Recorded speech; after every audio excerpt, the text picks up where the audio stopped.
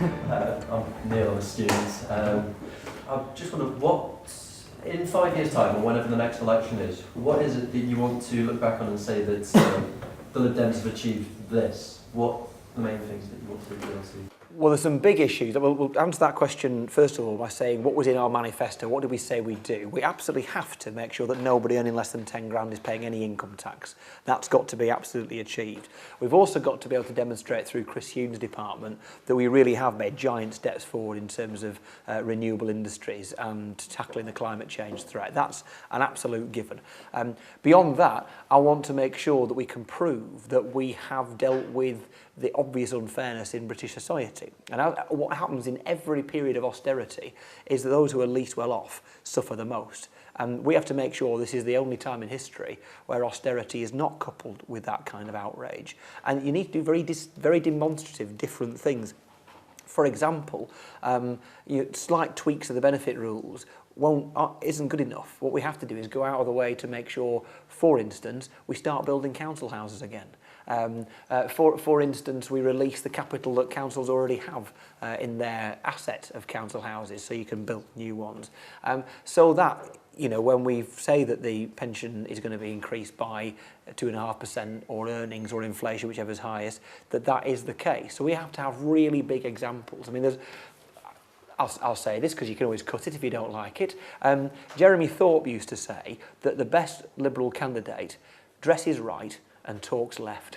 And now then, can you ever think in terms, and I think you know what I mean by that, you appear unthreatening, you don't look like Arthur Scargill, you wear a suit, you're polite and all the rest of it, but you talk radical. Now, being in coalition with the Tories is dressing right. Okay, and that gives us opportunities to do really radical things to offset that. And I actually, to be fair to Cameron, think that he understands that and will give us permission to do some of those things. So we've got to pick things that Mrs Thatcher did appallingly wrong, that New Labour wouldn't put right, and that we now can. And council housing is probably the best example of that. And I just want to quickly, as all good A-level students should do, is question or challenge the assumption in the question, which is that we can wait 4.5 years till the next election to get these messages across. We can't. You have city council elections in 8 months' time. Our colleagues in Scotland and Wales have got parliamentary and assembly elections in 8 months' time. We cannot afford to be waiting for 4.5 years until we get a good message. We need to be out there next week with simple rebuttals, simple messages, not least because our morale is important. We need to know why we're doing this, and we need to be able to enthuse those people on the doorsteps. And I have to say that if you ever have to spend more than 20 seconds on a doorstep answering a rebuttal, you failed. It needs to be really quick and really punchy, and that's part of my job. You mentioned that you've asked the ministers what they've done in the last 48 hours that they're proud of, and you also mentioned what they've done in the last 48 hours to stop the Tories. Are there any particular Tory, not necessarily policies, but areas that they tend to like to go? Anything that you particularly want to stop the Tories doing before the next election as part of a coalition? Well, I think there's an overall message, isn't there? I'm always careful to say, we're in an absolute blooming pig's ear of a mess economically at the moment, an awful basket case we have inherited. But actually, you can probably blame Labour for only about 20% of it. It's important to say this was down to an international financial crisis. Getting into dangerous territory now, given our coalition colleagues, but basically what we are dealing with now is the aftermath of the collapse of the Thatcher-Reagan experiment in the early 80s, of the absolute idolisation of the free market. That's what we're dealing with now. So we're in the mess we're in now, largely because of extremely wealthy risk takers who took risks with your money. So as we put things back on, and it was right to bail the banks out, because if we hadn't done, every mortgage in the country would have been wiped out, every bit of saving in the country would have been wiped out. So we did the right thing, much as it sticks in the craw.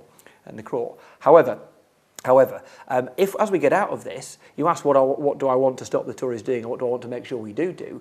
I want to make sure that there is no sense that, without wanting to play the violins too much, that we're not making an 80-year-old pensioner pay for some multi-millionaire bankers' mistakes. I don't want students to be having to pay 3 times more tuition fees to pay for some bankers' mistakes that the last 2 or 3 governments allowed them to make. I don't want people who are reliant upon housing benefit to make sure they keep the wolf from the door to be paying the price of the bankers' mistakes, culpable mistakes. It wasn't just an accidental error, it was wickedness. We are dealing with the aftermath of utterly unrestricted greed encouraged by the last two governments. If you want to blame Labour for one thing above all else, is that they carried on Thatcherite economics in 1997. That's the biggest single failure Brown made. So at the end of it, I want to make sure there is genuine redistribution, and those people who put us into this mess are the ones who pay to get us out of it. Anticipating a follow-up question, I am not convinced that's currently where we're at. Jim, you said we can't wait 4.5 years. I think everybody will agree. One of the things that a large number of people who lost their faith in the Labour Party after around about 2001 was they said, they've had 4 years, where's the meat in the sandwich? And it wasn't it. Yeah. And they still didn't have it by 2005, and so what happened in 2010? Yeah. That is where the time clock is not on our side. No. Well, it isn't, because we're already making really, really horrible decisions, aren't we? I mean, anybody in power would be making difficult decisions, but we are having to deal with the aftermath of that. And you're right, I mean, the answer to, I got a leaflet delivered in Kendal. There's no Labour activists in Kendal, but there are obviously still one or two. I thought we got rid of them all. The line was, you know, you voted Lib Dem, you got Tory, which is bound to be the line they use. I suppose my quick reply to that is that you might have voted Labour in 1997, you might as well have got Tory. You know, I mean, we have 13 years of Labour in power behaving like Tories, and 5 months out of power behaving like Trotskyists, and so they don't deserve treating with all that much credibility. But the danger is that language sticks, and if you look at what Labour did do in their 13 years, you can pick 3 or 4 really good things that probably took 6 months of parliamentary time. That's 12.5 wasted years. So we have to do things that are dramatically different. Now then, the economic is what's in everybody's face. You know, how do you pay your bills? Are you in work? How do you pay your tuition fees if you have to? All those sorts of things are absolutely critical. But don't forget that a huge prize for us is changing the way our democracy works. And we will have this referendum next May, which will potentially change the way British politics works forever. The House of Lords will be elected, and be elected by proportional representation without a referendum.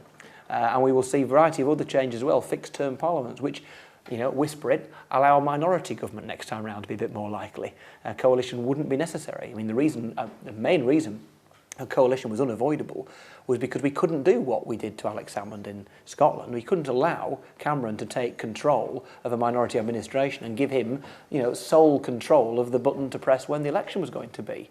What we have now is the ability, come the next election, even if we didn't have electoral reform, to be able to, with the outcome as a balanced parliament, to take a step back and allow a minority administration. So when you say what can we achieve, we can actually change the whole nature of democracy for good. Biggest shake-up since women quite rightly got the vote in 1926. Yeah.